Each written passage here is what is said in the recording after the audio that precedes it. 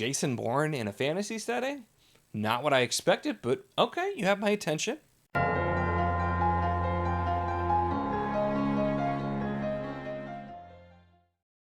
Hello and welcome to my channel. In this video, we're going to be talking about Duskfall by Christopher Husberg, this is the first book in the Chaos Queen Quintet. Chaos Queen Quintet, Chaos Queen Quintet. It's really difficult but fun to say at the same time. No, that was not a joke. I actually didn't realize it literally has in one of the blurbs, it actually mentions Jason Bourne specifically. So like it is intentional, but immediately when I was reading that was where my mind went, and I thought that was really funny. So here I'm thinking like I had, literally a delicious mix of Jason Bourne, dark fantasy, and horror. Right on the back there, but I didn't read that initially, so I thought it was kind of a fun thing. But we do have our main character here, who's at the time called Not, is like at the beginning fished out of an icy water and onto a fishing boat, and he has no memory of his past, but it turns out has some skills that might make him very valuable as an assassin, among other things. And so we are kind of having the basis set around that character with figuring out who he is. So definitely has that feel, and it's something that I think was, and it's been done in other things besides, the Bourne books and or movies, but I think just the way that it was done, where it was a very clear homage to that, but done in really different ways, was interesting. And this is a book that has me mixed in a couple of different ways, because I'll mention right after that, I ended up rating this 3 stars.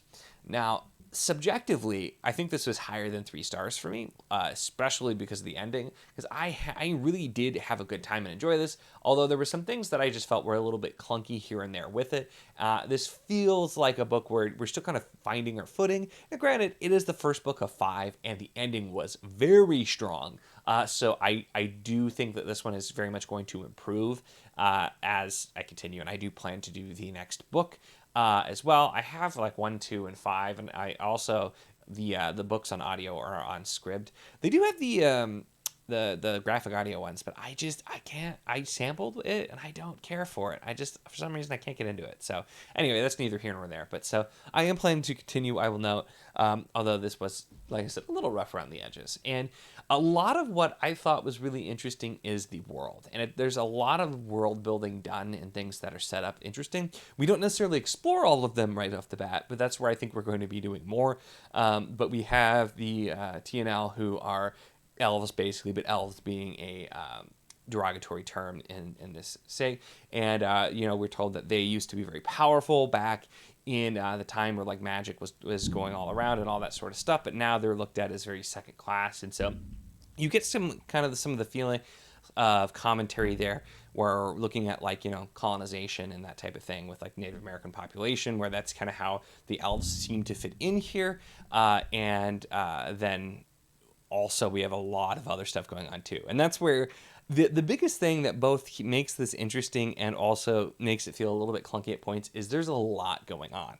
This is doing there's a lot of action. There's a lot of things moving and happening, but there's also a ton being set up, including the magic system, because we have another character who discovers that they may be able to use this magic system, which involves taking a drug, and then depending on there's like different types of people who can do different things, but you can potentially do like, mind control or telekinesis or like different things like that.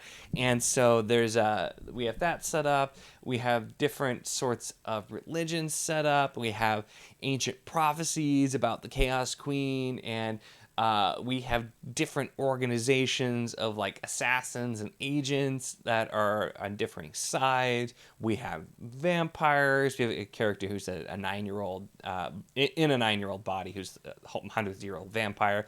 So we have all these different factions and things going on, and all kinds of stuff being thrown at you. And so I think the author was trying to do a little bit too much in this first book. However, this is one of those things where maybe because they've done so much in this first book, we can roll a lot more smoothly with the second one, and that's what I'll be curious. So this is one of those series I will try the second book and see if I'm really pulled in, I'm still really enjoying it, then I'm probably going to finish the whole thing. And if I'm like, okay, I'm still at about the 3-star range, then this may not be a series for me.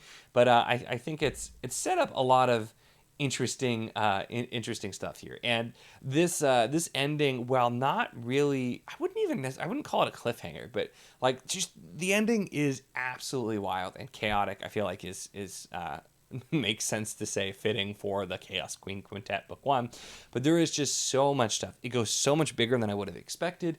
There's a lot of crazy things. You don't totally know where everything lands. And so it's definitely a very good draw to try out the second book at that point and see. And ultimately, I feel like the characters worked well.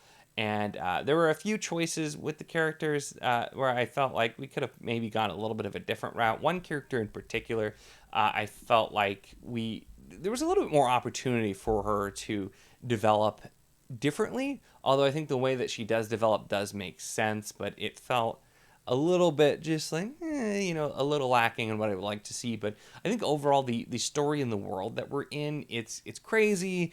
It's got some dark fantasy elements. It has some sword and sorcery elements and that type of thing. And there's the magic, there's the action, there's the dark gods and agents, and just there's so much happening here, and it's just a really kind of like old school fantasy romp type of thing in a darker setting. And so it's one I'm very curious to see. I've not heard a ton of people talk about this. I know Liam's Lyceum, he's read at least some of these. I think partially just because they're related to sword and sorcery, and that's kind of his niche where he definitely goes. But I think when I saw his review, I'm pretty sure he said the second book is better than the first two. So that's where I'm like, okay, I'm holding out hope. But I've not heard a lot about these, and this one. Ended up tying, I guess, the end of the patron poll for me to read. I picked out some different series, and so that's where I picked this up. And so yeah, I overall had a good time. It's a crazy one, but let me know if you've read this or what that description makes you think, because I would be really curious to hear what people think of this one if they do give it a shot themselves. So let me know, and hopefully some people have checked it out, or if you do check it out, of course, let me know as well. That's really it for this one, though. Make sure to give the video a like if you enjoyed it. Check the links in the description, as always, for the Patreon if you want to support what I do, as well as the Wizardly Enclave Discord if you want to chat books, whether this book, other books, really anything at all. It's a lot of fun, and we'd love to have you. And of course, if you enjoy my content, make sure to subscribe.